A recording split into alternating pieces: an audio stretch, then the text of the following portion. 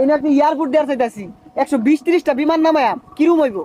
60 কোটি টাকা হারাই গেছে, খুঁজার কি আছে? বাইটা আবার তামসা হইছে। ওই যে বিলাতি কুত্তার দুধের চাটা আছে না, এইটা বেশি স্বাদ লাগে।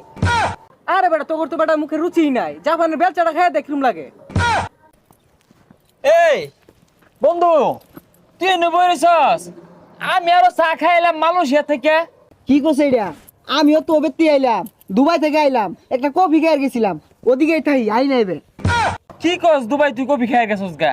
আচ্ছা গেছস ভালো হয়েছে। আমিও কিন্তু নানান দেশে ঘুরে ঘুরে ক্যারাম বোর্ড খেলি।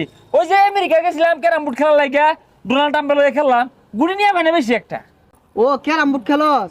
আমি আবার ওগুলা খেলি না, আমি খেলি ওই যে নাত্তি মারে না, মেসিরা যে নাত্তি মারে ওগুলা খেলি। ওদিনকে দুবাই গেছি না, মেসি আইছে, ওরে হইতেছে ভাই আমার লগে একটু খেলুন, পরে দেখলাম মাঠ বালা না, পেয়ে আমাদের কথা নাচ চাইতেছি। ও মেসির লগে নাচতে খেলস? হ আমারও আবার